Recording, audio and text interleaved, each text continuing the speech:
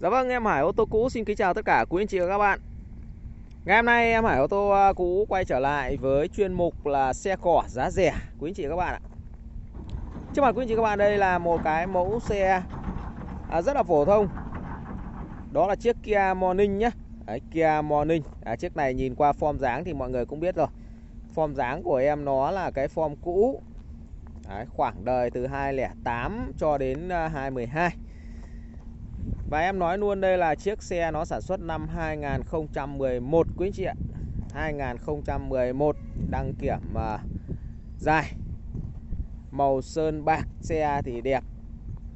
Sơn xi sạch sẽ, gầm bệ chắc, máy chất, trang bị động cơ 1.1 và cái mức tiêu hao nhiên liệu của em nó chỉ rơi vào loanh quanh là 5 lít rưỡi thôi nha quý anh chị các bạn nhé. Và hơn nữa là cái giá của em nó chỉ nhô trăm thôi, hơn trăm thôi.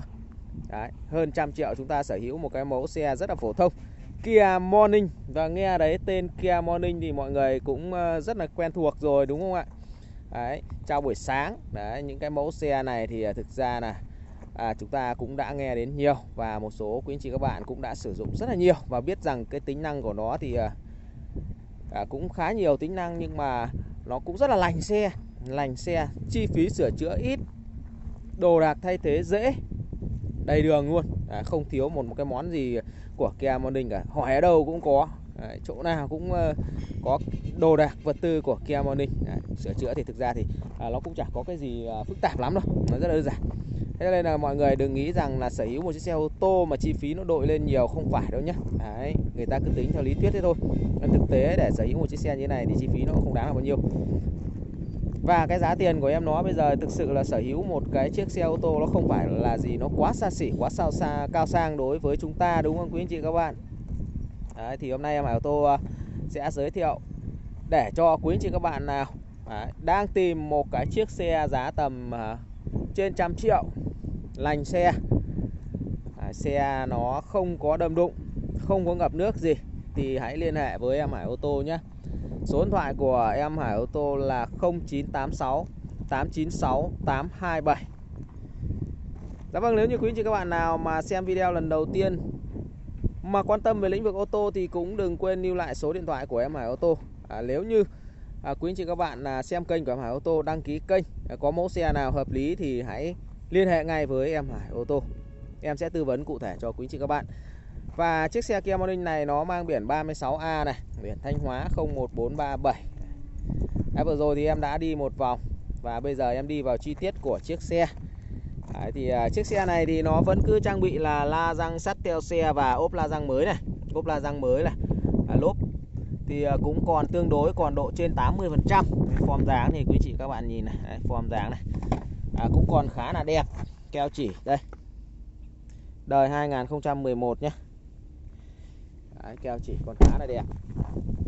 Em mở luôn giới thiệu cái nội thất phía đằng sau này trước này. Đấy, nội thất đằng sau này, đây, quý anh chị các bạn nhìn này. Khá là tươi đúng không ạ? Khá là tươi. Cái dòng này thì nó kính chỉnh điện hết rồi, 4 cánh rồi. Morning mà, đời 2011 khá cao. Ghế da cũng khá là rộng rãi đối với chiếc Kia Morning form này nhé. Khá là rộng rãi luôn. Mở phía đằng sau luôn. Đấy. Tuy nhiên thì cái cốp đằng sau này thì nó cũng không được rộng rãi cho lắm, nhưng cũng đủ dùng nếu như chúng ta chỉ là cái việc là chúng ta đi lại thường xuyên về quê quán thì những cái này nó khá là đủ dùng. Đây, toàn bộ phía sau thì mọi người có thể nhìn thấy đây là những cái vết đinh chấm của nhà máy nhá. Keo chỉ này, đây. Tất cả keo chỉ còn nguyên. Đấy. Hơi chói. Đấy. Nói chung là chiếc xe hơn 100 triệu mà được như thế này phải nói là cũng khá là chất rồi nhé quý anh chị nhé. Vâng, đây đằng trước đây, nội thất thì đây là cái công tắc tổng, 4 kính chỉnh điện. Đấy. Cái đời này thì nó vẫn là cái gương cơ nhá quý anh chị nhé. Cái gương cơ, thế nên lên cái đời 2013 form mới rồi, siêu nhân thì nó sẽ là gương điện. Gương điện. Vô lăng phím còi. Vô lăng này thì nó vẫn là cái vô lăng 3 chấu cũ này. Đấy.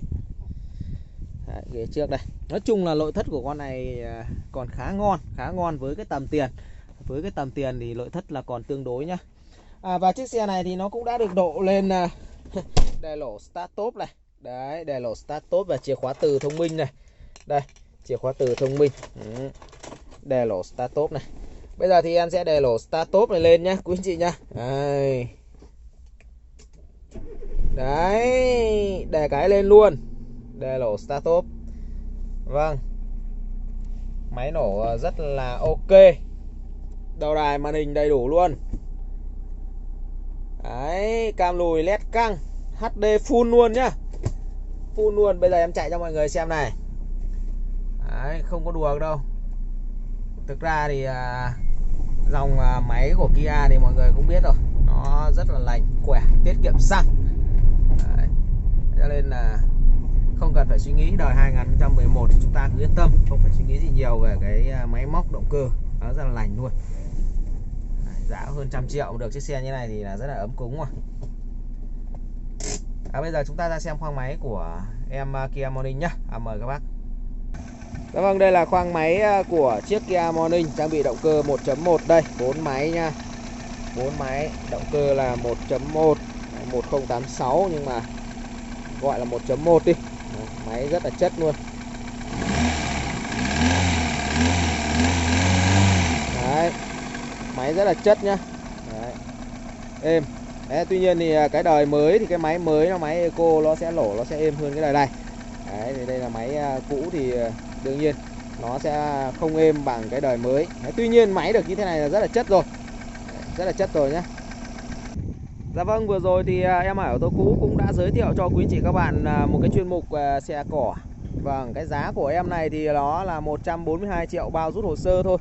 Đấy, 142 triệu chúng ta đã có một chiếc Kia Morning đời 2011.